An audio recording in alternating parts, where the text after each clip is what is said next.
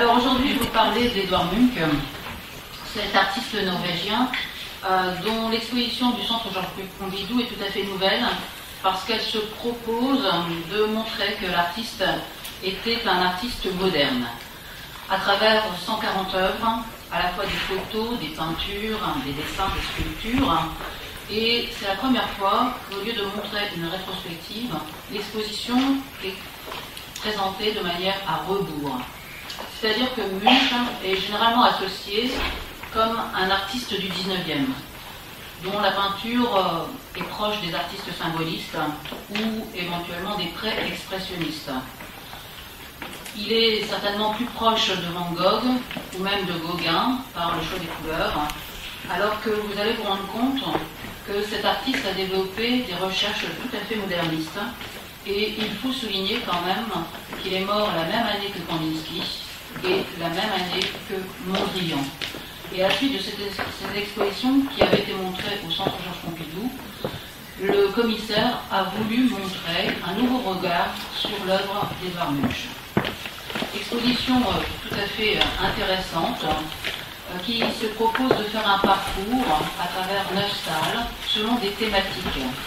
Et vous allez vous rendre compte que ces thématiques sont un peu inhabituelles pour justement donc souligner le fait que cet artiste n'est peut-être pas attaché autant qu'on le prétend au XIXe siècle, parce que la plupart de ses productions a été faite après 1900, c'est-à-dire entre 1900 et 1944. Alors, qui était Edvard Munch? Vous allez découvrir par le biais de cette photo. Il est né en 1863 en Norvège. Il est le second enfant d'une famille de 5. Il a un frère et 3 sœurs. Et il va grandir dans la capitale de la Norvège, qui est alors appelée Christiania, jusqu'en 1924. Son père est médecin militaire. Il est profondément religieux et souvent en contact avec la mort. Cette mort qui va aussi frapper fort la maison familiale, puisque malheureusement, Munch perd sa mère lorsqu'il a 5 ans et sa sœur aînée à l'âge de 15 ans. Ces deux faits vont bien sûr marquer son enfance et son adolescence, et des 5 enfants, un seul se mariera, son frère, et malheureusement celui-ci décédera également peu de temps après son mariage. Donc au-delà de la mort et des thématiques liées à l'angoisse et à la solitude, nous allons découvrir un Munch un peu différent. Un artiste qui, après avoir fait une formation à l'école des arts et métiers, va se ranger peut-être du côté de la peinture naturaliste avant de s'éveiller vers une peinture beaucoup plus personnelle, beaucoup plus expressive. Et cela dès le début, alors qu'on a l'habitude de regarder bien sûr les œuvres incontournables telles le Cri, qui a fait de lui certainement l'artiste le plus célèbre de la Norvège. Eh bien, vous allez vous rendre compte que très vite, il a une manière d'appliquer la couleur, de la diluer, qui est tout à fait personnelle. Alors, j'ai choisi de ne pas vous montrer exactement l'exposition du Centre Georges Pompidou, puisque vous allez certainement parmi vous la découvrir de plus près, mais vous montrer justement des allers-retours entre la proposition faite par ce centre et également une œuvre qui se veut un petit peu chronologique. Par contre, nous avons commencé donc par ce tableau qui s'intitule L'enfant malade, daté de 1885-86, et qui relate justement la mort de sa sœur Sophie. Alors on n'en est pas encore là, mais c'est au moment où justement elle est malade, atteinte de tuberculose, et sa tante est. Alors pourquoi cette œuvre? Parce que dès le départ, l'artiste va être considéré comme un artiste novateur, non pas par la critique, qui va qualifier le tableau d'un affreux barbouillage, mais par ses contemporains, et notamment par les artistes qui l'entourent, et même son maître, Christian Krogh, parce que justement, il s'éloigne de la façon académique que l'on lui a enseignée. Alors vous découvrez un tableau qui est extrêmement célèbre, qui est quasiment carré, d'1,19 m sur 1,18 m, conservé à Oslo. Et ça c'est intéressant parce que cette exposition a été menée grâce à des prêts exceptionnels, soit du musée d'Oslo, du musée national d'Oslo, soit du musée de Munch et encore du musée de Bergen. C'est-à-dire qu'en France, vous n'avez pratiquement pas d'œuvres d'Edvard Munch. Donc on va découvrir un tableau qui correspond bien sûr à une œuvre autobiographique et que l'on a nommé parfois l'époque des oreillers. Cette époque des oreillers, elle avait déjà été présentée justement par son maître, Christian Krogh, en 1880 avec la fillette malade. Et vous voyez ici une représentation en noir et blanc où la jeune fille est placée frontalement par rapport au spectateur. Elle apparaît extrêmement monumentale, impressionnante et encadrée par cette forme d'oreiller qui est tout à fait spécifique, une forme carrée qui correspond et qui renvoie à l'auréole des saints canonisés. Et bien sûr, cette œuvre, même si elle se veut réaliste, renvoie également ou porte à quelque chose de symbolique.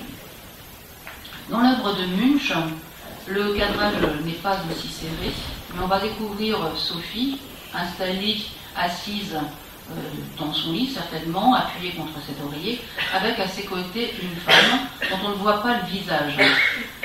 La tête est inclinée, les mains jointes, certainement en prière, mais elle est à côté donc de cet enfant. On peut remarquer qu'au premier plan, il a placé deux relais spatiaux, la présence à gauche d'un mobilier qu'on perçoit à peine et qui va s'équilibrer avec un autre mobilier où là on perçoit un verre à moitié plein. Il ajoute également la présence d'une fenêtre, lisible par la présence d'un rideau, mais tout est confiné dans une atmosphère assez sombre. Et lorsque vous regardez un peu plus attentivement, notamment si je vous mets cette autre reproduction, le travail de la touche, vous allez voir qu'il utilise une manière très diluée où apparaissent encore les coups de pinceau. Volontairement, il y a une sorte de spontanéité qui révèle l'action de peindre et bien sûr, il porte un coup d'éclat sur le visage de la jeune fille, sa chevelure rousse, tout à fait reconnaissable, et également ce grand oreiller blanc de forme carrée qui rappelle notamment justement l'auréole des saints canonisés. Très vite, il va faire des reprises. Et ça, je vais insister puisque l'exposition s'ouvre après un prologue sur cette thématique de la reprise. Il faut savoir qu'il existe plusieurs versions sur le thème de l'enfant malade. Vous allez en découvrir quelques-unes à travers l'exposé. Il a fait des gravures comme celle-ci, mais il a repris également le même tableau beaucoup plus tardivement. Parfois, dans ce cas du dessin, il n'inscrit pas le personnage dans un environnement, il s'intéresse essentiellement au visage, en marquant plus fortement les traits de la fillette. Et en 1925, ce que vous pourrez voir justement au Centre Georges Pompidou, il reprend cette thématique, non pas pour vérifier ce qu'il avait fait précédemment dans ses œuvres de jeunesse, mais pour aller peut-être un peu plus loin techniquement et surtout au niveau de la couleur. Donc on est toujours sur ce même motif, le thème récurrent qui traverse toute son œuvre. La première toile avait été exposée au salon d'automne de Christiana, donc à Oslo, et c'est là qu'on l'avait qualifié justement d'affro-barbouillage. Et puis on se rend compte qu'en 1925, donc beaucoup plus récemment, il travaille avec une palette plus vive, plus riche. Il n'hésite pas à montrer davantage les traits de pinceau qui vont dans des sens différents, donc soit à la verticale, soit à l'horizontale, créant des rythmes, créant du mouvement, alors que les deux personnages sont toujours aussi statiques. Donc c'est une manière de réinterpréter l'œuvre dans cette idée de reproduction qui naît justement au XXe siècle. Il y a plusieurs explications à cela. Parfois, il refaisait l'œuvre tout simplement parce qu'il avait vendu la première et à la demande d'autres collectionneurs, il voulait à nouveau ce thème. Mais dans certains cas, et certainement dans sa recherche, c'était pour lui une nouvelle expérience, une nouvelle expérimentation, d'aller un peu plus loin justement dans cette thématique. Donc empreintes de spatule, griffures de l'œuvre vont être les éléments aussi présents dans beaucoup d'œuvres du XXe siècle. Autre toile, on revient en arrière, avec cette fois en 1889, il nous propose le printemps. Cette année-là, Munch a été tombé malade et pendant sa convalescence, il décide d'entamer cette toile qu'il intitulera Le printemps. Alors c'est encore une fois une toile au caractère autobiographique qui renvoie toujours à la maladie de sa sœur, bien-aimée. Et cette œuvre témoigne d'un accomplissement artistique un peu novateur parce que déjà il a élargi le champ spatial et surtout il nous montre une palette qui n'est pas identique à la première toile où le blanc amène énormément de lumière dans cette toile. Ici, Munch déploie un ensemble de tonalités de gris, de brun, qui vont bien sûr encadrer le sujet principal, sa sœur et cette femme qui se tient à ses côtés, mais il nous entraîne vers une autre dimension, une dimension qui se veut peut-être plus aérienne, plus émotionnelle, qui est équilibrée encore une fois par la présence des tables, de la table avec quelques objets, de l'appui de fenêtre et des fleurs présentées donc, sur cet élément horizontal. Et on sent qu'il a peut-être au contact de la connaissance qu'il a des artistes impressionnistes changé sa façon de peindre, mais aussi sa palette de coloris. Le visage de sa sœur est toujours extrêmement pâle, toujours placé et adossé contre une chaise et contre un oreiller, mais là, celui-ci, placé de 3/4, n'est plus aussi lisible. C'est peut-être l'armoire sombre qui renvoie justement à ce côté symbolique. Contraste, en tout cas, entre cette partie et puis la fenêtre. La fenêtre qui va nous attirer et qui correspond justement à une thématique du plein air, thématique développée par le groupe impressionniste que l'on retrouve chez de nombreux artistes. On peut penser à Monet, on peut penser à Berthe Morisot, où le rideau va se gonfler d'un léger mouvement pour nous montrer peut-être que la chambre est aérée et qu'un air plus agréable rentre à l'intérieur. On oublie peut-être alors, en quelques instants, le thème de cette toile, un thème douloureux puisqu'il sera marqué par la disparition de cette sœur. Et vous voyez, on est attiré, je pense, par la droite.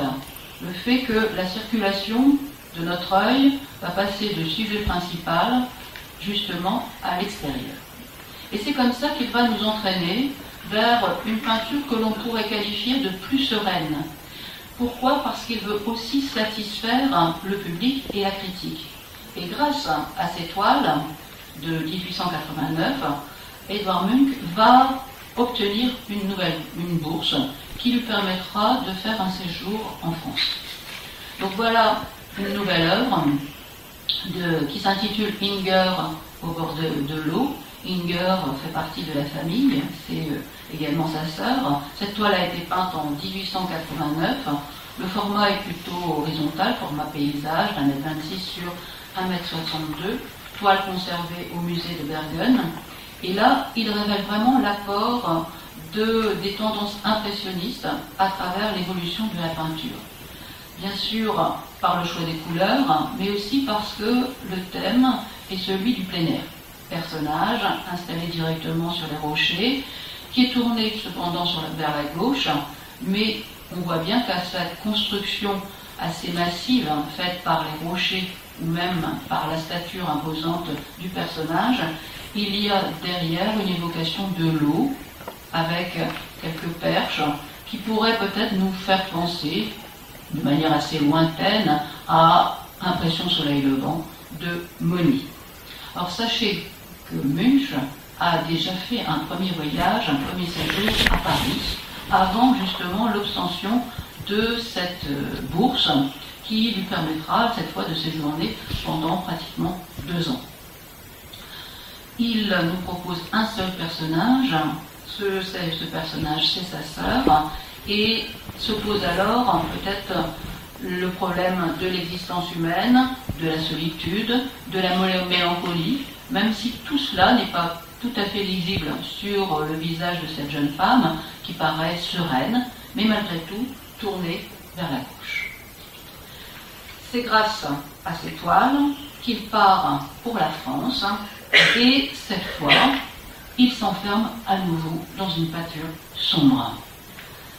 Avec Nuit à Saint-Cloud de 1890, il va révéler une toile très sombre, marquée bien sûr par une palette extrêmement restreinte, faite de bleu et surtout de noir.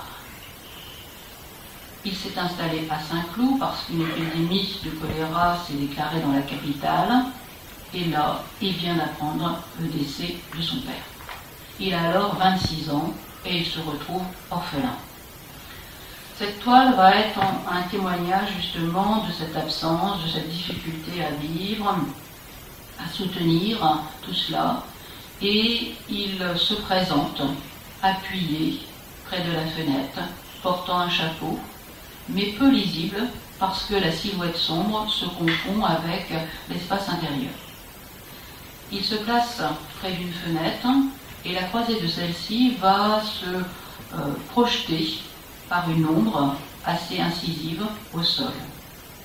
Tout cela est assez volontaire parce qu'au fur et à mesure, vous allez vous rendre compte qu'il introduit dans ses compositions, et c'est un autre thème de l'exposition du Centre Georges Pompidou, des obliques, voire même des diagonales très fortes, qui ne respectent pas forcément la notion de perspective de la Renaissance, mais qui sont beaucoup plus inclinées pour nous amener au sujet.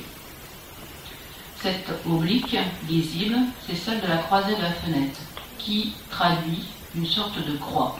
Et cette croix reprend justement celle de la fenêtre. Elle est à nouveau symbolique, elle nous rappelle notre existence, la fragilité de la vie et surtout la disparition du père.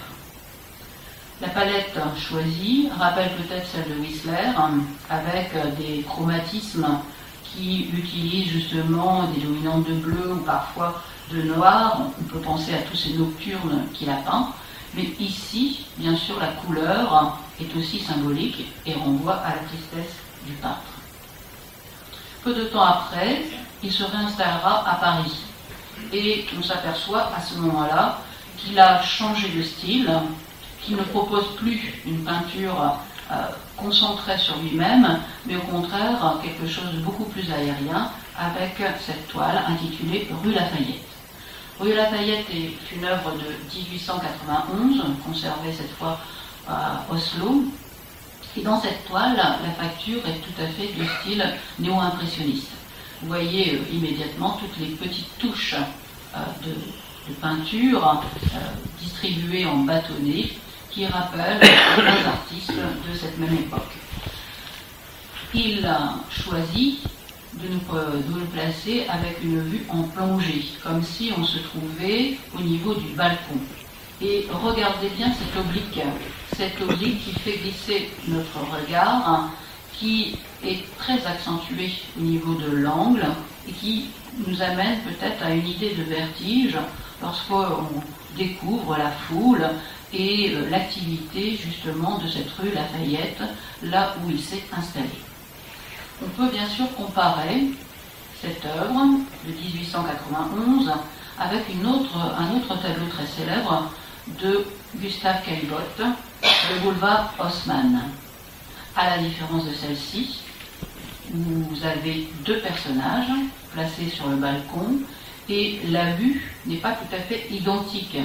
Regardez l'inclinaison du balcon et regardez surtout la présence de ces fondaisons, de ces arbres qui empêchent le spectateur de voir en contrebas. L'idée de vertige n'existe plus. Nous sommes ici plutôt confrontés à la présence de ces deux personnages. La palette n'est pas non plus identique.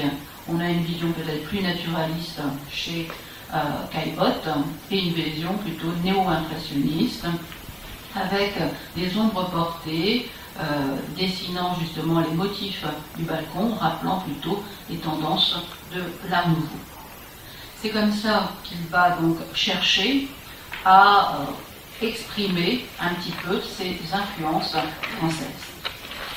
en 1892 qu'il revient dans son pays et il va commencer une série d'œuvres qui sont fondamentales, qui correspondent à un cycle appelé la frise de la vie.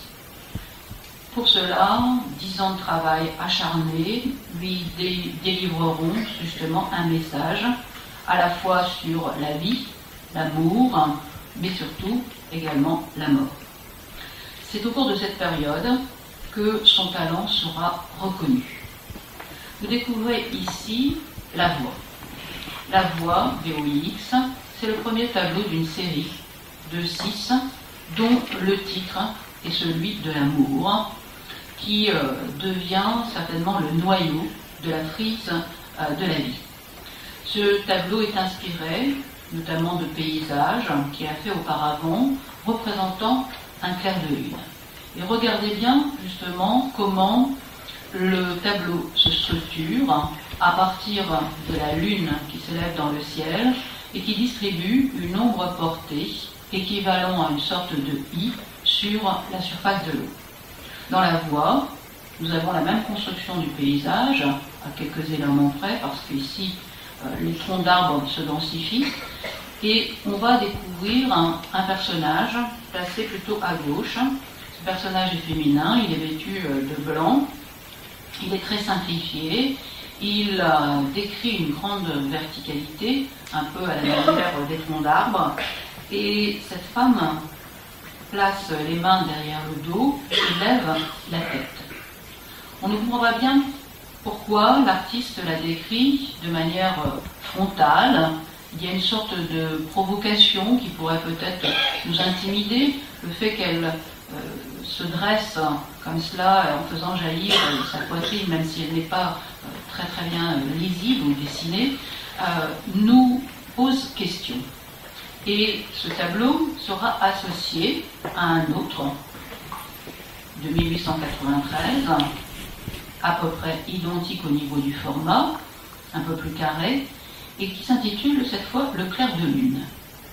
Pourtant la lune n'est pas visible, pas comme dans les paysages précédents, et nous retrouvons un personnage féminin bloqué au premier plan, près d'une palissade claire, et placé devant une maison de bois où se dresse justement une ombre portée très sombre.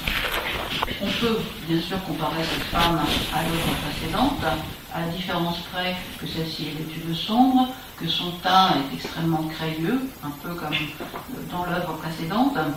Elle nous fait face, elle a aussi les mains derrière le dos, et ce personnage renvoie à une composition très élaborée que l'on va retrouver dans beaucoup d'œuvres d'Édouard Munch, à la savoir une série de verticalités qui vont s'opposer parfois à des horizontales. Alors ici, les verticales dominent, elles symbolisent l'homme vivant, l'homme debout, et les horizontales sont lisibles, mais elles sont peut-être minoritaires. En tout cas, dans les deux cas, une femme au visage impassible, ayant la même tenue au niveau de la posture, avec toujours les mains placées dans le dos et la tête légèrement relevée. Après ces deux thèmes, il va nous convier à regarder une œuvre des plus célèbres qui s'intitule Puberté. Je pense que cette œuvre caractérise également toute la peinture symbolique de l'artiste en ce XIXe siècle. Puberté est un tableau qui fait partie de l'éveil de l'amour. Une jeune fille, nue, pubère, est assise à l'intérieur d'un espace extrêmement exigu. Vous voyez, le lit est coupé aux extrémités, que ce soit à gauche ou à droite. Ce lit constitue une forte ligne horizontale, opposée justement au personnage, qui est assis légèrement de biais, mais qui nous donne un effet de verticalité. La lumière pénètre dans ce tableau sur la gauche, éclaire le sujet et engendre surtout sur la partie de droite une ombre portée, gigantesque, sorte de spectre, où quand on regarde le détail, on verra apparaître dans cette touche très très énergique une sorte de visage avec un regard très fort et une bouche entrouverte. Remarquez que la peinture coule, que la peinture s'organise également autour du sujet qui est volontairement mis en évidence. Puberté, c'est bien sûr l'âge de transition, un âge assez difficile vécu par le passage de l'enfance à l'adulte, au monde adulte. Et on sent un petit peu ce malaise dans la jeune fille avec ses yeux grands ouverts, écarquillés, qui cherche à cacher sa nudité, avec ses bras qui s'allongent et sa poitrine naissante. On a tout à fait le langage du corps, un corps qui donne l'éveil de la sexualité. Cette toile est vraiment très célèbre et il va tenter à nouveau de la reprendre à d'autres moments, comme il l'a fait pour l'enfant malade, comme il va le faire pour les jeunes filles sur le pont. Il reprend ce thème qui est montré justement au Centre Georges Pompidou. Et ce sont des œuvres beaucoup moins connues parce que généralement on a arrêté sa carrière à la fin du 19e alors que la plupart de sa production avait été faite après 1900. Donc voici Puberté de 1914-1916, un format plus petit que le précédent de 97 sur 77, mais vous avez l'air de vous rendre compte que cette nouvelle version est construite bien sûr par la couleur. Couleur vive, expression de taches colorées qui vont justement restituer cette thématique. Et on est en phase avec une peinture qui révèle une autre émotion que celle précédente. Le motif pourtant et le cadrage est sensiblement identique. L'adolescente est toujours installée sur ce lit, peut-être un peu plus long. A-t-elle la même expressivité? Peut-être pas. Elle apparaît toujours timide, mais peut-être un peu plus boudeur, et surtout la couleur va commencer à chanter. Les couleurs vives du mur, le rouge, l'orangé, s'associent aux teintes plus froides de bleu et de vert. Donc à chaque fois, dans ces reprises, c'est une manière d'expérimenter et de donner des signes autonomes dans ces recherches modernes. C'est cela en tout cas qu'il faut voir au niveau de son évolution, parce qu'on voit tout de suite une grande différence entre les deux toiles, qui le rapprocherait bien plus ici des artistes faux ou des artistes surtout expressionnistes. Le thème du baiser et des deux êtres qui s'embrassent a souvent aussi été exécuté par l'artiste. Il nous propose en 1892 ce baiser.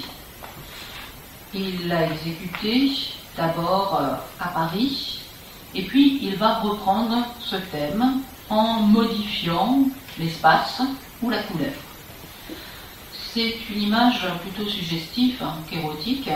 Ce n'est pas le baiser par exemple de Rodin, c'est un baiser où le couple s'unit. Il est placé ici à droite, découvrant sur la gauche une fenêtre donnant en contrebas vers la ville et les immeubles. Cette version de 1892 sera reprise également en 97. Ces deux toiles sont conservées à Oslo, on peut donc les mettre en parallèle, et la fenêtre est perçue différemment. Le couple devient central et il devient certainement le sujet du tableau avec un témoignage de scène d'adieu qui est certainement une scène autobiographique vécue à Paris et on découvre encore une fois un couple qui forme une seule masse, un seul ensemble uni justement donc par le lien. Difficile de voir ou d'identifier ces visages. La tête de l'homme recouvre en partie celle de la femme, mais les mains qui enlacent justement ces corps sont peut-être un peu plus visibles, soulignées par des traces de rouge au niveau du poignet ou ici pour le coup au niveau du col. On remarquera que la fenêtre est toujours présentée grâce à ce petit rideau dentelé et apporte une note de lumière.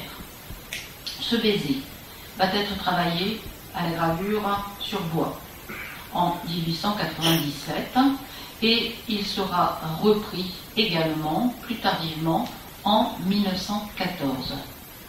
Cette fois, le baiser n'est plus placé dans un intérieur, mais à l'extérieur. Et d'ailleurs, le titre est « Le baiser sur la plage au clair de lune ». La présence de la lune est aussi un des thèmes récurrents de l'œuvre d'Edvard Munch. Et vous avez toujours la lune qui s'élève dans le ciel et cette trace de reflet qui est présente sur la surface de l'eau. Les personnages sont donc placés à l'extérieur, toujours enlacés dans une étreinte forte où les visages se confondent. Et nous avons, toujours dans la construction du tableau, des verticales qui vont s'opposer à des horizontales.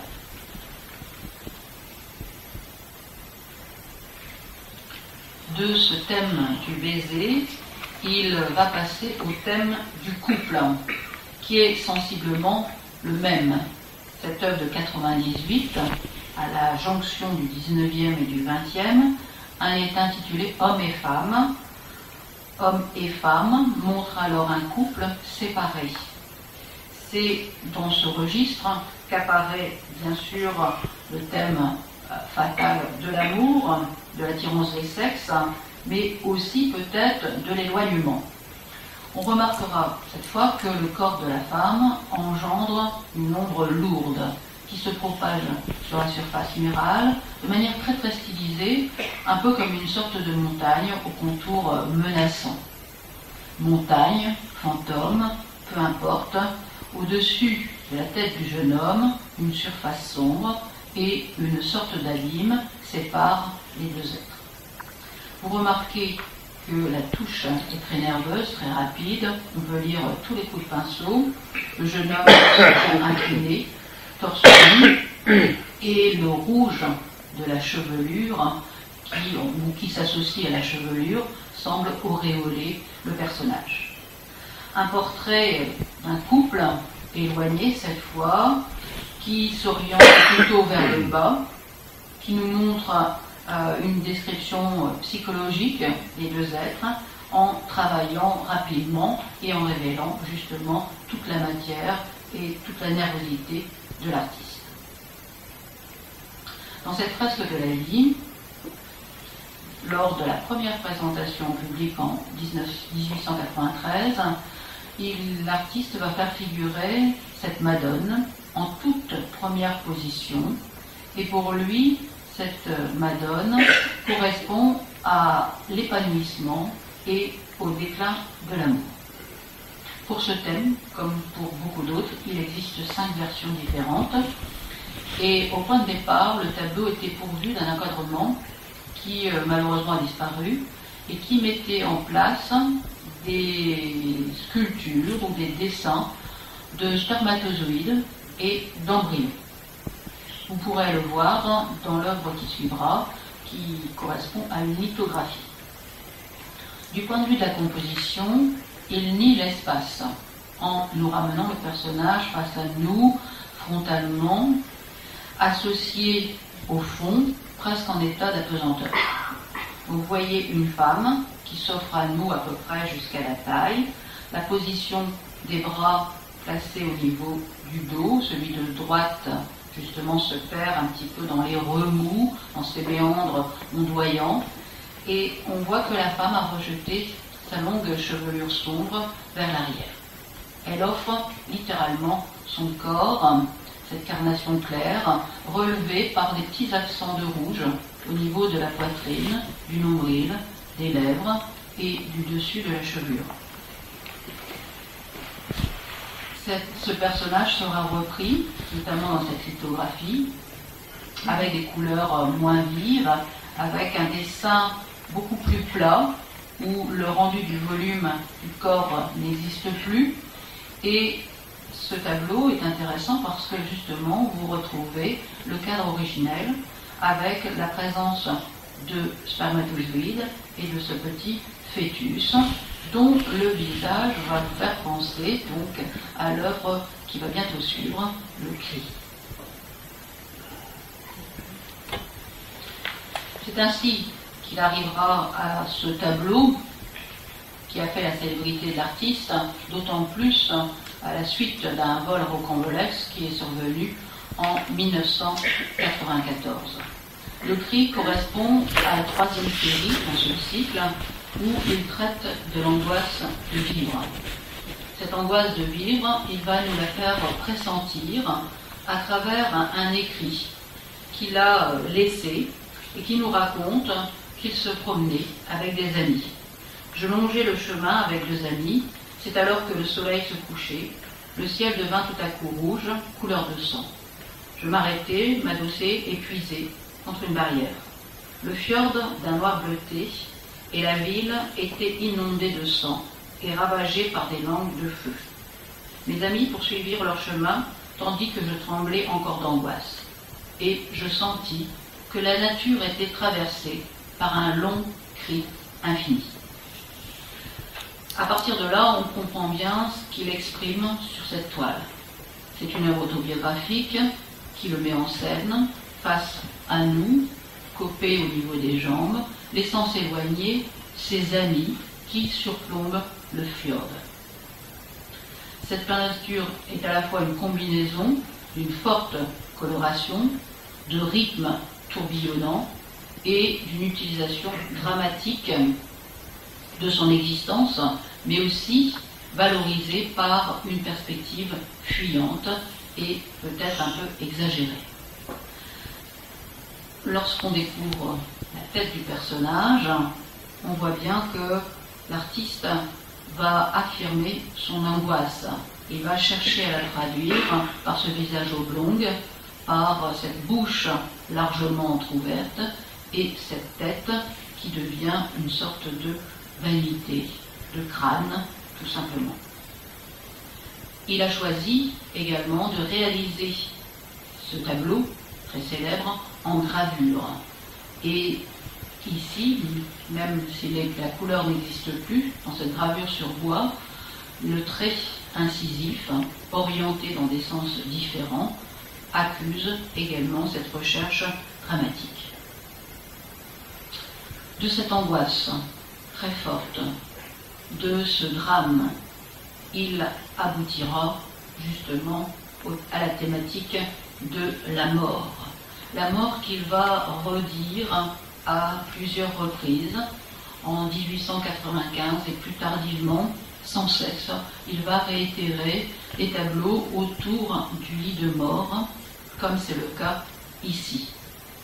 Ce tableau appartient au dernier cycle, la finalité, et le thème de la mort est lisible par la présence de ce linceul blanc, mais nous y voyons peut-être davantage la présence des membres de la famille vêtus de noir, rassemblés autour de ce lit, et dont certaines personnes prient, notamment le père, ce fervent croyant qui avait pris l'habitude de lire à ses enfants la Bible quotidiennement. On peut penser que près de lui se trouve justement Édouard Munch. Près du lit de mort évoque la disparition de sa sœur. C'est une œuvre importante qui a été réalisée un peu antérieurement aux œuvres que je vous ai présentées, pour certaines, 1895, mais où il y a une capacité à abstraire des éléments, à pas nous montrer tous les détails, aller à l'essentiel pour nous faire partager justement un sentiment, une scène que l'on va vivre, ou qu'on a peut-être déjà vécu et que l'on appréhende en tout cas à chaque fois. Cette œuvre nous conduira à une autre toile de 97-99 intitulée « La mère morte et l'enfant ». Il aura beaucoup de mal à revenir justement sur cet événement dont il a été victime à l'âge de 5 ans, alors que sa sœur Sophie était encore vivante, elle n'avait que 6 ans, et choisit de la présenter au premier plan, vêtue d'une robe rouge, avec les mains placées sur les oreilles, un peu comme dans l'image du cri. Cette petite fille est marquée par la douleur, son visage est effrayé, et on voit bien que cette couleur rouge va envahir l'espace. Regardez les pieds de celle-ci, ils disparaissent et nous amènent justement aux différents membres de la famille. Le lit, cette fois, a été placé à l'horizontale. Nous ne plongeons plus directement vers lui, mais nous sommes accueillis par cette petite fille. Le thème de la mort, eh bien, ça va inspirer la dernière représentation, qui est celui des vampires. Le vampire, c'est bien sûr une représentation allégorique. À première vue, si l'on n'avait pas le titre, on pourrait peut-être penser à une scène de tendresse, à un baiser ou à une position d'enlacement. On ne voit pas forcément une scène de vampirisme, on ne voit pas si la femme est en train de mordre. Tout cet acte est effacé au profit d'un assemblage où le couple ne fait qu'un. Mais celui-ci est surmonté toujours par une ombre très très présente et qui les auréole. L'homme est recroquevillé, peut-être est-il inconscient, on ne sait pas, son teint en tout cas est très pâle.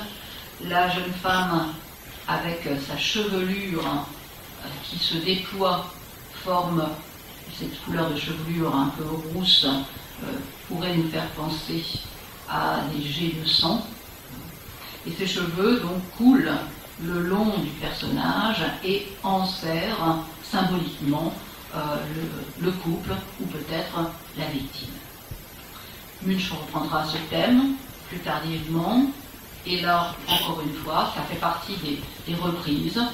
Vampire conclut cette crise de la vie en mélangeant à la fois l'amour, l'angoisse et la mort.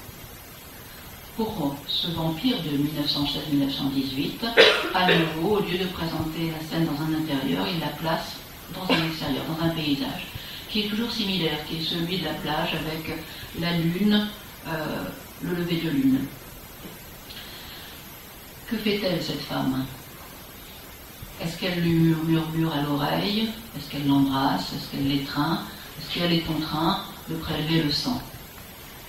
Une activité assez nerveuse, lisible, par le recouvrement de la touche, par ses couleurs parfois irréelles, mettent en place justement des références ou des parentés avec les fauves ou les expressionnistes. La chevelure est toujours longue, c'est un thème qui est sensiblement le même, à la différence justement de l'expressivité de la touche et de la couleur. Dans d'autres registres, Munch va s'intéresser au nu.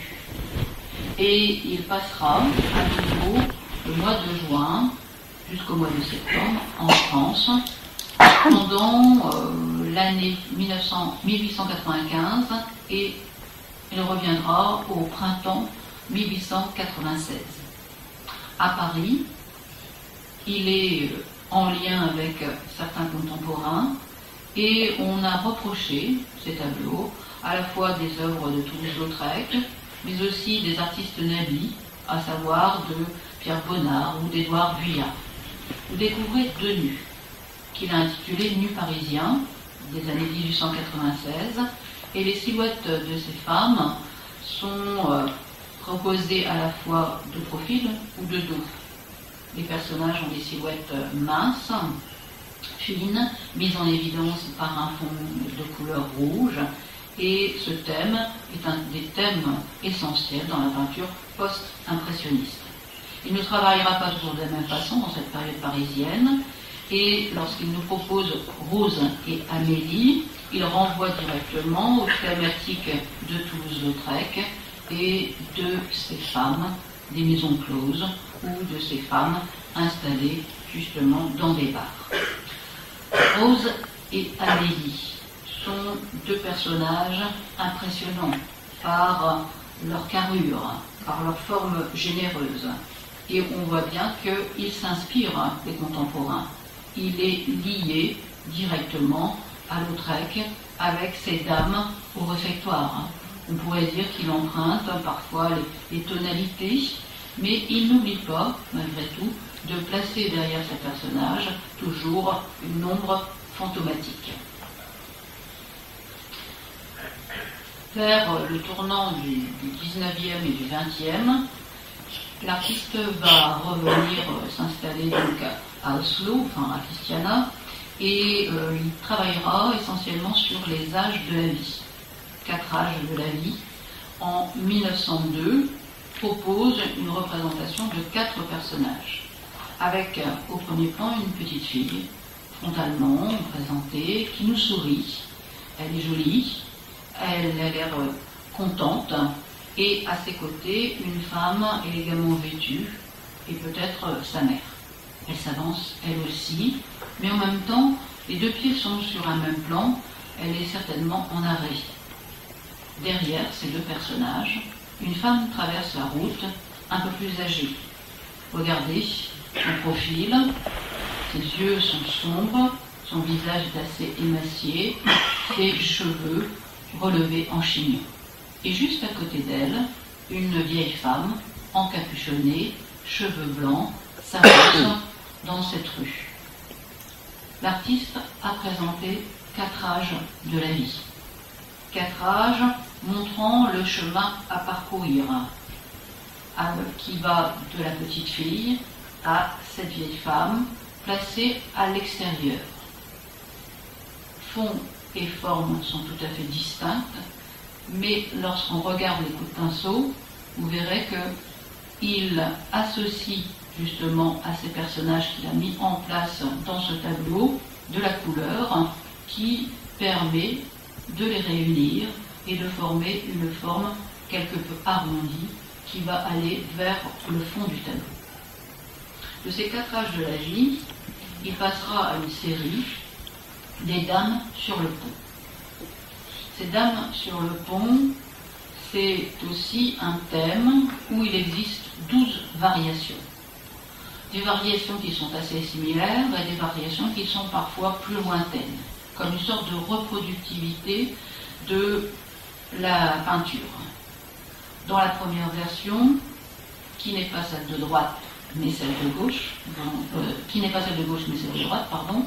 vous avez 3 jeunes filles qui s'appuient contre une balustrade et qui regardent dans la direction de la surface de l'eau.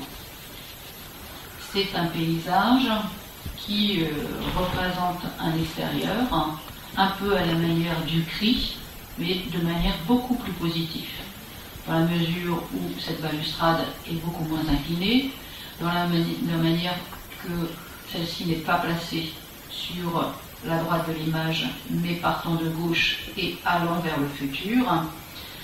Et de cette œuvre qui a marqué donc sa production, il reviendra sans cesse pour nous en présenter d'autres, comme celle que vous avez ici à gauche, où la facture de la matière est nettement plus lisible.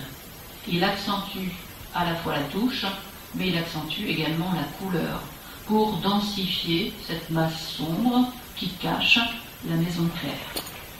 Sachez que cette maison existe toujours, que cette vue également, et qu'elle se situait près de l'atelier où peignaient Édouard Munch. De cette dame sur le pont, il nous proposera une autre version, où, toujours intitulée de la même façon, où cette fois la scène est plus calme. Le ponton a été décalé, il coupe presque l'œuvre en 2, en laissant une partie aérienne, paysagère, et une partie plus pleine, plus dense, avec ces personnages, ces femmes. Vous voyez une jeune femme en bleu qui s'avance vers nous, vers le spectateur. Elle est plus calme. Les autres personnages ne sont pas reconnaissables. On voit surtout des femmes, vêtues de longues robes, de chapeaux. Mais l'angoisse disparaît, justement, ou la menace, au profit de la couleur et d'une scène plus naturaliste, une façon de s'exprimer plus librement. La masse sombre qu'on avait vu apparaître tout à l'heure est toujours là, mais au lieu d'être dessinée de noir, elle est relevée de vert. Or cet espace, qui est qualifié par le Centre Georges Pompidou d'espace optique, va être mis en exergue au début du XXe siècle. Et vous allez voir au fur et à mesure des tableaux. Cet espace optique, c'est une manière d'organiser très particulièrement justement la peinture, qui est marquée dans un premier temps par des influences japonisantes, mais surtout par l'apparition de l'appareil photo, par cet engouement d'un nouveau médium, et l'artiste n'hésitera pas à en posséder un. Si bien que l'on va être en phase avec des perspectives accélérées, des lignes de force très obliques, des premiers plans proéminents et des personnages coupés. Non pas coupés à mi-corps, comme tout à l'heure on le crie, mais presque décapités. J'insiste sur le fait que l'on va voir que la tête, parce que certains critiques ont fait des références à la tête de Saint Jean-Baptiste, à la tête d'Holoferne. Vous voyez, on peut aller très loin dans les influences ou les accointances. Dans cette œuvre de 1900, justement, intitulée La Vigne Vierge Rouge, nous découvrons un personnage dont le visage est un peu halluciné, qui est coupé au niveau du buste. Il est placé tout à fait à gauche du tableau, en bas, et souligné par une grande verticale d'un arbre dénudé. Nous sommes certainement en hiver. Raison, pas tout à fait l'hiver, mais le monde l'automne, raison pour laquelle la vigne vierge est devenue toute rouge, mais envahissante au niveau de la façade, un peu comme des langues de feu dont il parlait tout à l'heure pour le cri. De ce personnage décapité, nous parvenons à un arrière-plan qui est quand même occulté par ces maisons massives, mais qui nous amène, par le biais d'un chemin et d'une recherche de mouvement, à quelque chose d'accéléré. C'est à la fois statique, mais en mouvement. Et ça va être la recherche de l'artiste, de nous montrer qu'il y a, à un moment donné, une sorte d'arrêt sur image, c'est le personnage, mais un effet de mouvement qui est dû, cette fois, au paysage. Et cela est encore plus lisible dans Neige fraîche sur l'avenue de 1906. On a deux silhouettes qui surgissent comme cela, de façon un peu théâtrale, au premier plan, peut-être des enfants. On ne voit pas bien les visages, juste de chapeaux, avec des petits flocons de neige qui deviennent presque décoratifs. Et l'organisation du tableau part avec non plus une perspective fuyante, mais une route recouverte de neige et de part et d'autre des arbres ondoyants. La palette est exaltée, elle se rapproche des couleurs fauves. Munch expose cette toile au Salon des Indépendants de la même année et il aura même un certain succès. Plus tardivement, il reprendra cette composition dans Meurtre sur la route. Une œuvre assez emblématique, montrant toujours sa détresse, où là, certainement, il s'est inspiré d'un fait réel. Sachez que Munch aimait le cinéma, aimait les actualités qui précédaient justement la projection des films, et il aimait surtout lire le journal. Meurtre sur la route de 1919 présente les mêmes caractéristiques que les deux toiles précédentes, à savoir un personnage dont la tête est coupée. Vous voyez, ce personnage a été peint au-dessus du paysage. Comment peut-on le voir? Eh bien, c'est assez simple. Il avait dessiné le chemin, cette route de couleurs rougeoyantes, en laissant apparaître énormément de réserves de toiles, en diluant la peinture à la manière presque d'une aquarelle, et ayant mis en place ce paysage, il a ajouté une grande ombre, et ici, dessiné cette tête quelque peu hallucinée. Donc, personnage coupé, décapité, comme on dit, qui constitue l'intrigue de ce meurtre sur la route. Que s'est-il passé? On sent une sorte d'émoi, de questionnement que l'on va lire justement dans la rapidité d'exécution. À l'opposé, sachez que Munch gagne également sa vie en réalisant des scènes de genre. En 1904-1905, il peint Noël au bordel. Ce Noël au bordel est directement inspiré du bordel qu'il fréquentait à Lübeck. Il propose une atmosphère qui n'est peut-être pas forcément celle de Lautrec, mais qui est mélancolique, un soir de Noël. Les filles ont décoré les sapins, elles ont revêtu leurs plus beaux atours, et ici, l'artiste représente une femme au premier plan, concentrée sur sa lecture, en train de fumer. Il passera de ces thèmes qui correspondent aussi à son vécu à toute une série sur le thème du nu. Pour cela, le Centre Pompidou parle de compulsion.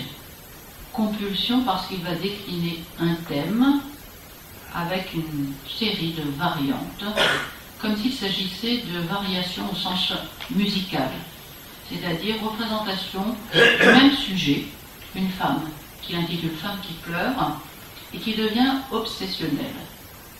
Déclinaison par la photo, par la peinture, l'aquarelle, la gravure et même la sculpture. Qui est cette femme? C'est son modèle préféré, sa compagne, Rosa Messner. Vous la voyez ici photographiée en 1907. Et vous retrouvez une toile équivalente, ou presque, réalisée également en 1907. Un grand format, carré, assez stable, d'1,28 m sur 1,19 m.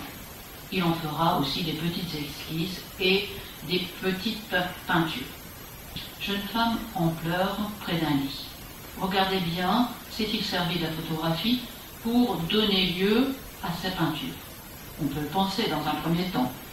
Mais si l'on compare les deux, on s'apercevra que la femme, son modèle préféré, Rosa Messner, est élancée et gracieuse. Lorsqu'on regarde cette peinture, elle a le dos bien droit, la tête certes inclinée. Son corps est très lisible, alors que le fond de la pièce est traduit de manière assez floue. Si l'on passe à la peinture, on ne ressentira pas la même chose. La femme a l'air moins à l'aise dans son corps. L'artiste a gommé un peu ses seins, ses formes. La tête est davantage inclinée, les épaules se courbent. On n'a pas tout à fait la même imprégnation, le même ressenti. Et lorsqu'on découvre la sculpture ou d'autres peintures, on s'aperçoit qu'il a tendance à exagérer cette posture. Surtout dans la sculpture, datée également de 1907. C'est une grande première, c'est la première fois qu'on montre à Paris une œuvre sculptée, une œuvre en volume de l'artiste.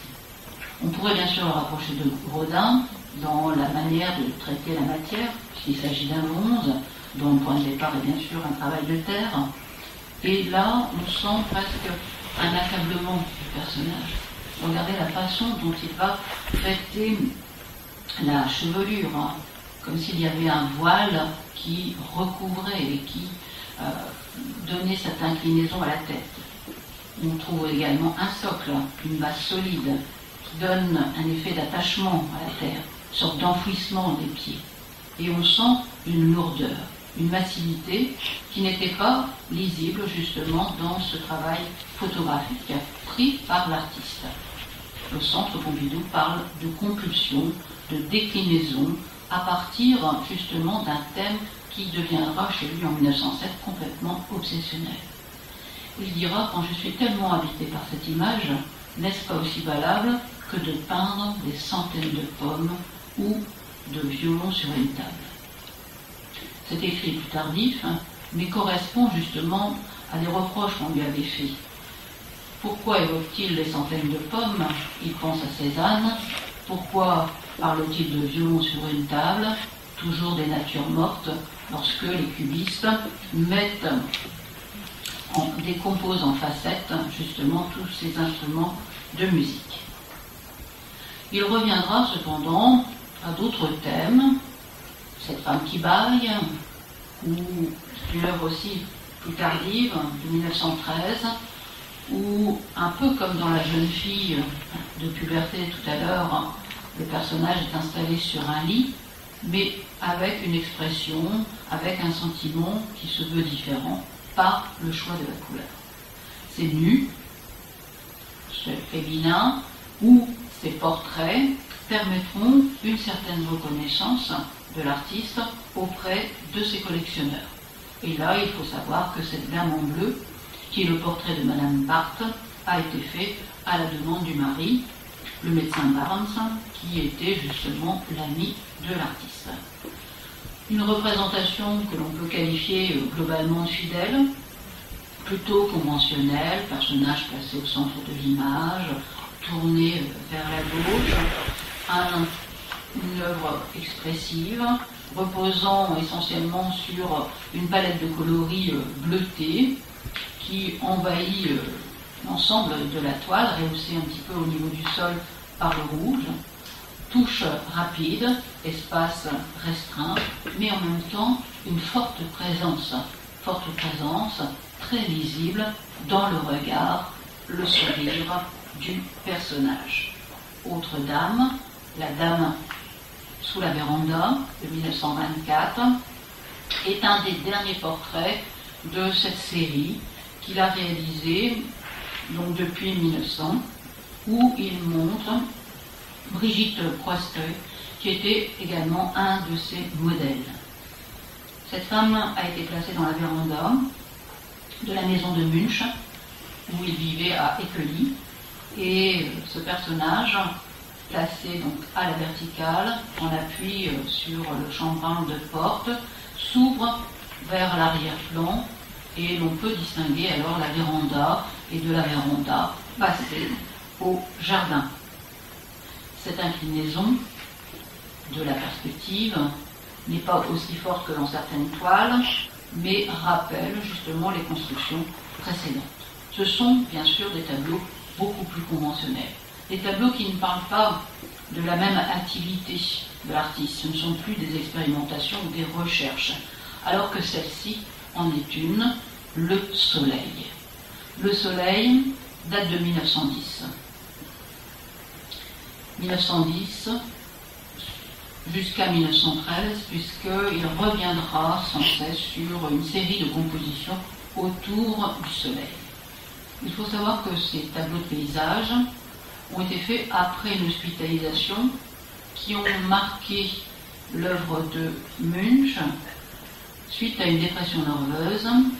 Il est donc interné dans un hôpital du médecin Jacobsen, et il va commencer à observer et à vénérer la nature, dont le soleil deviendra l'emblème essentiel. Ce peintre élabore un motif. Ce motif est quasi abstrait, renvoie à d'autres toiles de la même période d'artistes français. On peut penser à Robert Delaunay et puis par la suite à Sonia Delaunay. On n'en est pas encore là, mais on voit bien qu'il décrit ce soleil par une série de rayons définissant pratiquement le spectre coloré. Et ces cercles concentriques attirent notre œil vers un point central qui est de couleur claire. Cette toile témoigne bien sûr de l'intérêt de sa vision oculaire, mais donnera lieu à une toile gigantesque, des toiles gigantesques, et surtout une réalisation qu'il a faite sur le mur, le grand hall de l'université d'Oslo. Et cette toile mesure alors 4,50 m sur 7,80 m. Donc c'est une représentation à peu près identique à celle précédente, où il met en exergue la présence d'un soleil dans un paysage qui se veut presque à la limite de l'abstraction pour jouir davantage de la couleur. Et c'est comme ça qu'il revient au thème du paysage en proposant des cadrages parfois serrés ou au contraire des paysages plus développés. Le tronc jaune de 1912 est un tableau conservé aussi à Oslo qui cherche à représenter l'effet d'un paysage en attirant le spectateur bien sûr par le tronc jaune, mais en nous donnant une vision qui peut être réelle au moment où dans une forêt on voit des arbres abattus. Et justement ces arbres couchés vont permettre de désigner quelque chose d'assez symbolique qui correspond à la mort, en induisant bien sûr un point de vue.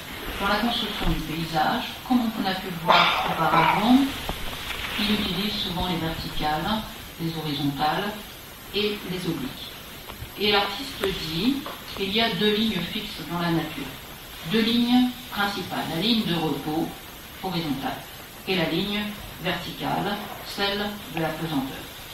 Autour de ces deux lignes vivantes viennent s'ajouter des lignes en mouvement, celles du changement de la vie. Alors que l'on croyait avoir devant les yeux un paysage naturaliste, un paysage que l'on peut découvrir lorsqu'on se promène par une journée hivernale, eh bien l'artiste émet toujours une recherche de symboles. Et c'est vrai qu'il se rapproche parfois de Gauguin par le choix de la couleur, parfois de Van Gogh comme dans cette nuit étoilée, qui est un clin d'œil direct à la nuit étoilée de Saint-Rémy-de-Provence lorsque celui-ci est interné à l'hôpital psychiatrique. L'œuvre de Munch, ponctuée de paysages, n'est pas forcément peuplée de personnages. Ils sont là, dans certains cas, ils disparaissent, mais leurs ombres flottent. Et justement, dans ce tableau, Nuit étoilée, l'artiste va se présenter, parce que celui-ci a été peint depuis la véranda d'Écueilly, celle que vous avez vue tout à l'heure dans le portrait, et il projette au premier plan son ombre, pour traduire un sentiment de solitude qui va se dégager dans ce tableau. La clarté des étoiles va répondre aux lumières électriques du village, un peu comme l'avait fait justement Van Gogh. À partir de cette nuit étoilée, il réalisera des dessins, notamment cette lithographie en 1920 et ce fusain en 1923. On peut voir à peu près la même construction du paysage, à quelques détails près, et surtout dans la proposition faite par le fusain, les ombres projetées se sont multipliées. Est-ce encore la silhouette d'Edvard Munch ou est-ce la présence d'arbres? On reconnaît des formes communes dans ces œuvres qui varient quelque peu. En 1909, suite à cette hospitalisation dont j'ai parlé et dont je reparlerai, l'artiste change. Il revient sur le thème du paysage et il s'intéresse aussi au monde extérieur, à des scènes qu'il a vécues ou qu'il a lues grâce au journal, grâce aux informations. Il va peu à peu s'intéresser au monde du travail, aux paysans, aux ouvriers, dans une démarche que l'on peut qualifier d'humaniste. Cela pourrait le rapprocher de Van Gogh, notamment de sa première période, qui était proche de Mineur, et cette période est associée souvent au mouvement. Vous découvrez ici Cheval au galop. Cheval au galop est une œuvre beaucoup moins connue que les autres, qui est très pertinente, de 1912, un format d'1m48 sur 1m19, et l'on peut voir un traîneau tiré par un cheval, qui descend à toute vitesse une petite route enneigée.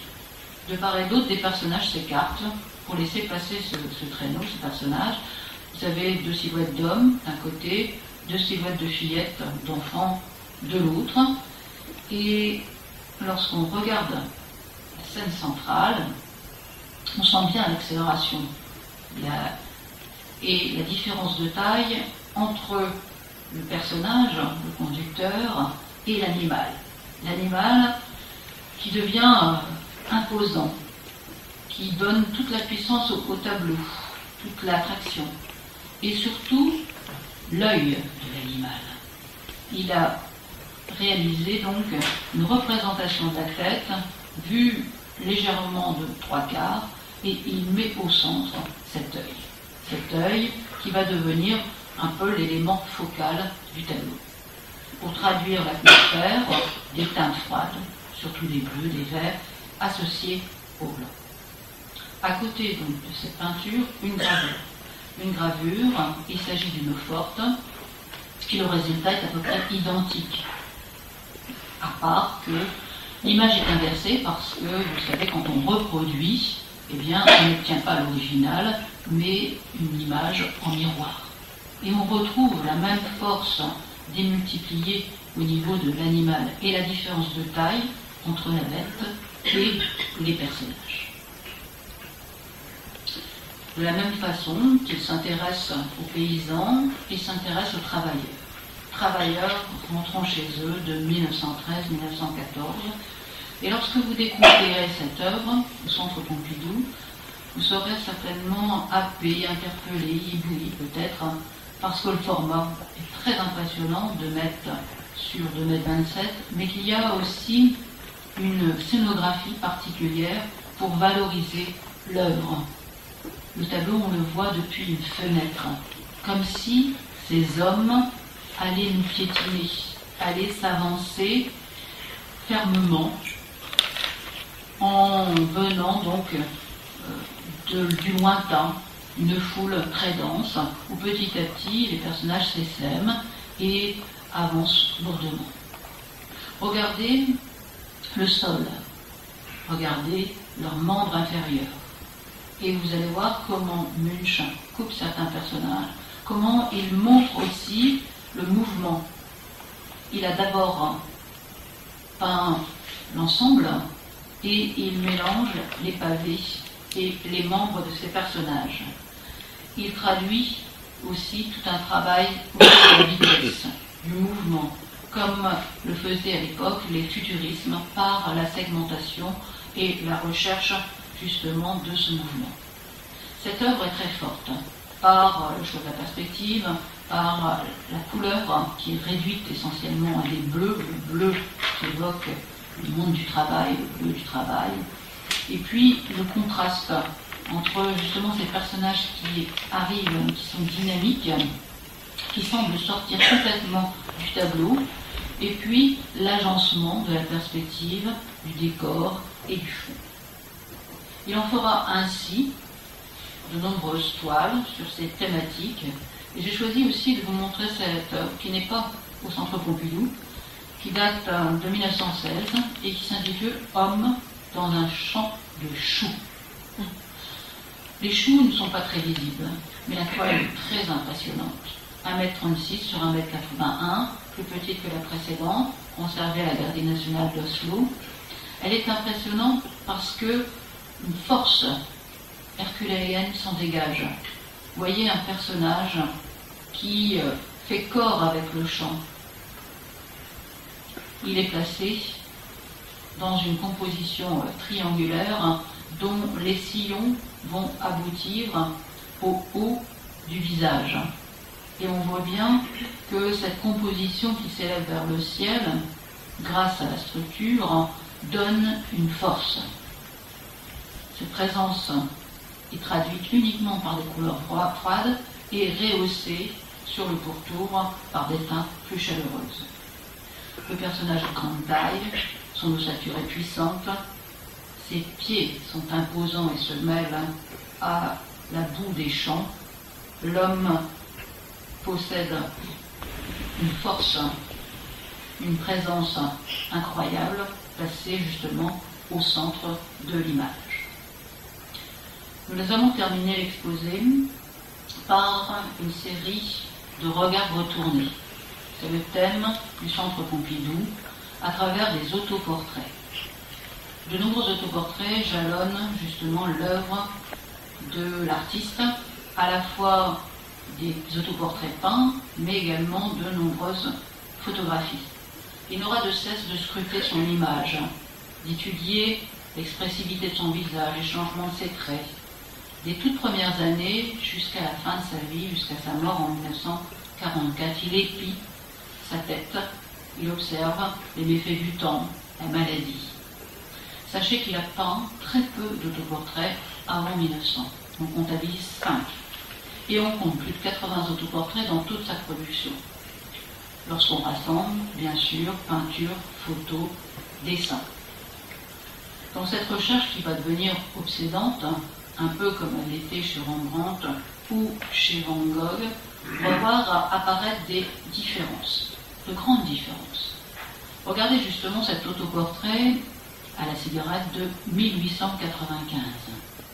C'est un portrait qui s'inspire de son maître, Christian Krog, qui lui avait représenté un ami, donc le peintre Gerhard Munthe. On a peut-être la même attitude dans le personnage, mais un cadrage plus serré. Il s'agit d'un autoportrait. Il passe donc par le biais d'un outil, le miroir. Et il se tient face à nous, légèrement de 3/4, se présentant de manière quelque peu dandy, fumant une cigarette, l'air détaché, vêtu élégamment. Et on voit que cette fumée va envelopper et brouiller toute une partie du corps. Il est présent malgré tout. Il est distinct. On voit très bien, nettement, sa tête.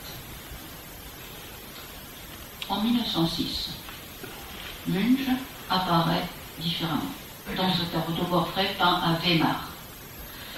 Un autoportrait qui pose question. Il est pourtant là, assis au premier plan, mais replié sur lui-même, concentré, tourné vers la droite. Il ne se préoccupe pas de ce qui se passe derrière. Il semble coincé entre les bords aigus de ces rangées de tables recouvertes de nappes blanches, mais sans couvert. Ces tables ressemblent davantage à des linceuls, à des cercueils, et on ne comprend pas cette atmosphère un peu lourde avec la présence de ces personnages à l'arrière-plan, vêtus de noir. Ils attendent, peut-être les convives. Munch est là, introverti, avec une multiplication de couleurs rehaussées par ces contrastes de complémentaires entre les verts et les orangés. Des autoportraits peints, on peut parler bien sûr de la photographie. Et Munch, à l'instar de ses contemporains, a possédé très tôt un appareil photo, comme Pierre Bonnard, comme Mucha, comme Degas et bien d'autres. Il s'intéresse à ce nouveau médium comme il peut le faire en parallèle de son activité picturale. C'est un amateur qui va demander à certaines personnes de faire des clichés de lui-même, c'est le cas ici, où il va tout simplement donc tendre les bras et se prendre en gros plan. Mais ça l'intéresse parce que le résultat est tout à fait inattendu. Il obtient des flous, il obtient des déplacements, et ces photos permettent bien sûr d'identifier le personnage, mais de faire à nouveau des expériences. Ce qui l'intéresse, c'est l'incident, ce qui n'était inattendu, la coïncidence. Et à travers ces photos, bien sûr, il va nous parler à nouveau de lui, de son expérience, de son atelier et de tout ce qui l'entoure. Donc le voici dans un autoportrait de 1907, autoportrait 53, Munch, vu de profil, dans son atelier, en pied, mais on ne le distingue pas bien, l'image est un peu floue, parce que on peut penser qu'au moment où le cliché a été pris, il était en train de traverser l'atelier, donc il se déplaçait. Autoportrait, la plus statique, très important dans la production, c'est un autoportrait qu'il a fait de lui-même à la clinique du docteur Jacobsen, là où il était soigné pour une dépression nerveuse et pour aussi son alcoolisme. Munch se sert de l'appareil et s'auto-analyse. C'est un regard introspectif, et justement, comme il va rester interné à peu près une année, il va transformer sa chambre en atelier. En atelier où il va s'adonner à la peinture, où il va aussi s'adonner à la photographie. Et donc ces photos deviennent une sorte de journal de bord pendant cette convalescence. On voit justement à côté de lui le chevalet et quelques portraits. Il dira qu'il a beaucoup appris avec la photographie. J'ai beaucoup appris, j'ai une vieille boîte avec laquelle j'ai pris d'innombrables photos de moi-même et cela donne souvent d'étonnants résultats. Je vous invite à regarder ces résultats, à regarder justement comment l'image peut se dédoubler. Aujourd'hui c'est très simple, hein, nous avons plein de moyens pour y parvenir. Mais à l'époque, en 1907, ces clichés sont très avant-gardistes. Le fait de démultiplier le même personnage qui est en compagnie de son modèle, Rosa Messner. Les deux personnages sont distincts, mais ils se dédoublent avec un effet un peu spectral. Double exposition, et il réalise non pas le cliché lui-même, il a simplement demandé à une intermédiaire. Alors là, on ne pourrait pas voir, parce qu'il faudrait vraiment un très gros détail, mais au développement, l'artiste a laissé son empreinte sur ce bord, et cette empreinte crée une sorte de signature à cette photo. De l'autre côté, vous voyez deux profils très floutés parce qu'il a utilisé l'appareil photo lui-même et pris le cliché également lui-même. L'une des plus emblématiques de toute cette série de photographies, c'est l'autoportrait intitulé « À la Marat ». À la Marat, faisant directement référence à la peinture de Delacroix, lorsqu'il peint, de David, lorsqu'il peint justement donc Marat dans sa baignoire. Cette photo a été prise aussi à la clinique du docteur Jacobsen, et c'est un témoignage montrant justement les déformations optiques. L'appareil qu'il possède, c'est un appareil destiné aux amateurs, il appuie donc au moment de la prise de vue, et il obtient une partie floutée, qui correspond ici au premier plan, et une partie beaucoup plus nette au niveau du pied ou au niveau de la main. Il joue, dans la prise de vue, sur la mise en place du personnage. C'est-à-dire que la perspective est extrêmement exagérée. Comparez la taille du pied avec la taille de la tête. Et vous retrouverez ce qu'on a vu justement dans la peinture. La différence d'ancrer entre le premier plan et l'éloignement, comme par exemple dans le paysage du tronc jaune, comme dans les travailleurs qui rentraient chez eux. Les premiers personnages étaient énormes, puissants, l'arrière-plan, les personnages étaient extrêmement petits. On revient aux autoportraits peints, et ces autoportraits vont montrer petit à petit la finitude de l'homme. À l'instar de Rembrandt, comme je l'ai dit, il se dépeint, il va montrer la dégradation de son corps. Il attrape en 1918 la grippe espagnole. Heureusement, il s'en sort. Et là, le tableau évoque la maladie en 1919. Il se représente son détour affaibli, décharné, assis, revêtant une vaste robe de chambre. Pourtant, les tons sont vifs. Vous avez au premier plan une association assez hardie de couleurs primaires, un mur très chantant. On va le retrouver également dans le Noctambule de 1923-1924. Une œuvre où là, le personnage évoque un univers un peu solitaire. Munch se peint à contre-jour, le deux voûté, avec une absence totale d'environnement, d'objets qui pourraient animer la décoration de cette maison. Juste de grandes fenêtres, la présence d'un radiateur, et on est attiré par son visage. Ce visage dont les yeux ne sont pas dessinés, mais juste des teintes plus sombres au niveau des orbites. il vieillit et il se montre sans indulgence. En 1940, il produit l'autoportrait près de la fenêtre. Le visage rougi traduit un sentiment de tristesse qui est exprimé ici par la bouche tombante et non pas par la couleur. En contraste justement avec ce rouge, du vert associé au blanc évoque l'hiver. La neige que l'on voit par la fenêtre et qui envahit tout l'intérieur, qui passe même au-delà de la fenêtre jusqu'au radiateur, comme si ce froid, ce gel envahissait toute l'atmosphère. Une différence tonale très forte, un contraste, pour exprimer certainement la chaleur et le froid, mais aussi la vie et la mort. Il règne dans cet autoportrait un sentiment de solitude, une désolation, qui est tout à fait lisible, l'homme a près de 4 raisons. On terminera avec cet autoportrait ultime entre l'horloge et le lit, une œuvre qui a été datée des années 42. Et c'est une toile majeure.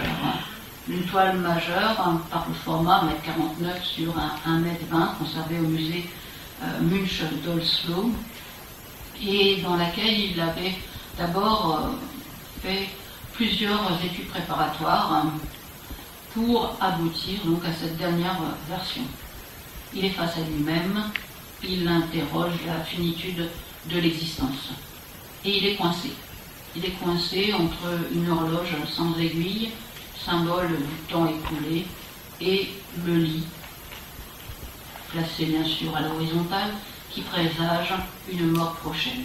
Munch est debout, les jambes légèrement écartées.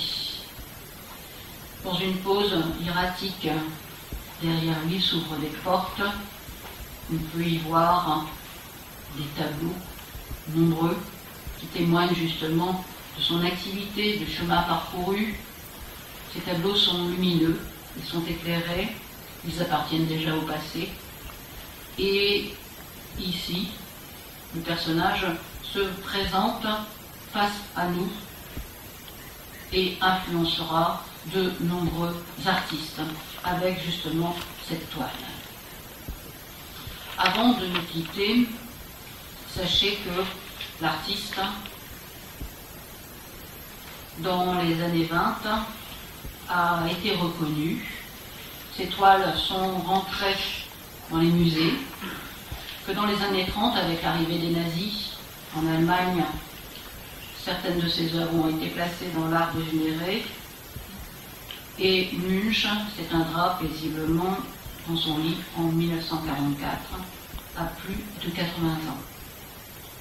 Mais avant cela, en 1930, il avait eu des troubles oculaires et étant victime d'une hémorragie rétinienne, il avait voulu, au moment de la convalescence, représenter ce qu'il percevait à travers ses yeux et ou son œil malade. Et voilà une des peintures qui permet aussi de conclure justement sur l'œuvre de Munch. Une œuvre qui est tout à fait différente des autres, que l'on pourrait placer parmi les toiles abstraites, plus proches de l'orphisme, de Delaunay, des visions simultanées, puisqu'il essaie de reproduire la réalité à travers un œil malade. Et ces images sont immatérielles, alors qu'elles sont concrètes. Elles aboutissent véritablement à une peinture abstraite. Il dira pourtant qu'il a toujours peint ce qu'il voyait. Et il faut vraiment prendre cette affirmation au sérieux. Pas dans une vision naturaliste ou réaliste, dans une vision qui est nouvelle, où il y a un filtre du regard, qui passe par l'intermédiaire, bien sûr, des avancées technologiques, de la photographie, de la mise en scène, du cinéma, de l'information. Et ce peintre, alors, fait vraiment partie d'une grande modernité. Et c'est pour cela, pour cette raison, que l'exposition du Centre Pompidou s'intitule « Édouard Munch, l'œil moderne. Merci.